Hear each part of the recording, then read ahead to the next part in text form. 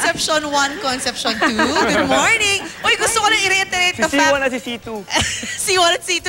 I'll just like to reiterate the fact na hindi ko anak si Joyce Ching. Kasi, pinagtatanong, hindi talaga. Although, magkamukha kami. Pareho diba? napakaganda. Oh, I love you, friend. Okay, ganito po yan. Nandito po tayo sa Barangay Holy Spirit sa Commonwealth, Quezon City. At syempre, trivia lang muna bago tayo mag-lead into dun sa ating endeavor for today. Prepare, yes.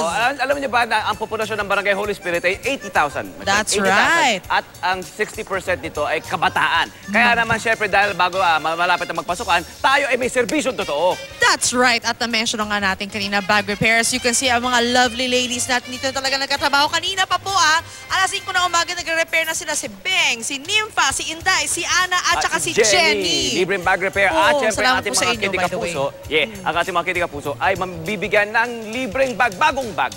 Yun na yun. Diba? Extra lang yun. Pero talagang bag repair today. Kaya dyan makakausap natin si Jeverly Marticio. No, hindi Beverly ang nanay niya. Jeverly lang talaga pangalan niya. Nag-research na kami. Nag-research na kausap namin. Kachika namin si Jeverly kanina. 9 years old siya, incoming grade 4. At so grade 3 pa niya ginagamit to, no? Wait, ang cute ng bag niya. Actually, ito, pink ha. Ang cute-cute. Ano nangyari? Ba't nasira?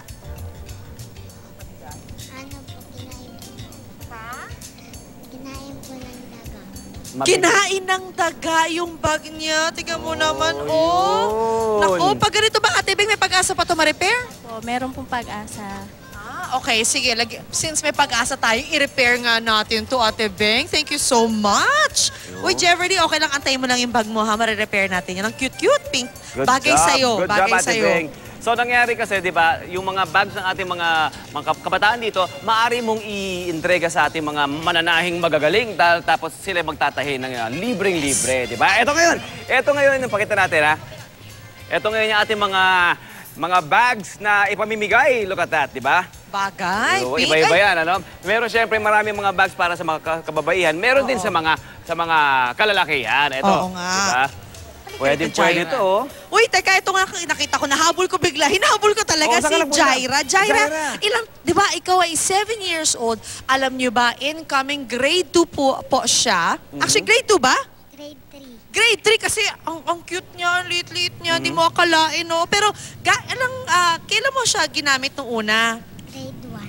Grade 1 pa, so 2 years running na ginagamit na yan. Kuya Tony Pet. Sulit to. Nasulit yung bag na ito. Ang dayo na nang narating ng bag ni Jaira. Tingnan, pakita natin yung mga damage sa bag niya. Ayan. Sira na yung zipper. Sira tapos na, hindi na nga hindi na talaga magsara, di ba? Tapos butas.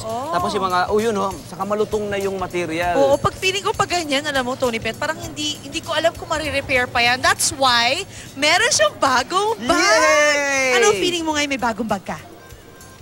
Masaya. Bagay na bagay sa'yo. Favorite color ba yan? Uy, pink bagay sa kanya. Try mo kung bagay. Yan, bagay. Good job. Ang cute-cute pa naman, Jaira tsaka Jeverly. Ang cute nilang dalawa, no? Grabe. Okay, there you go. Ayan, may bag ka na. Kulang na lang mga libro na ilagay dito. Anyway, mga kapuso, ayan po, tuloy-tuloy lang ang servisyo totoo namin dito sa Barangay Commonwealth, Barangay Holy Spirit sa Commonwealth, Quezon City. Yes. Meron na, ito, nag-umpisa na yung pila natin. Ito yung ating mga Kidikapuso. Pumipila na sila. The boys. Yun na. Ang bilis maubos, I have to, look, my friend, ubos. Wiped out. Sila Shane na nagbibigay tuloy-tuloy talaga. I love them. Pero yung mga kapuso, habang andyan kami, thank you ha, Jaira. Thank you so much. Magbalik po tayo sa studio. Bag Repair Day. Yes, I love Thank you.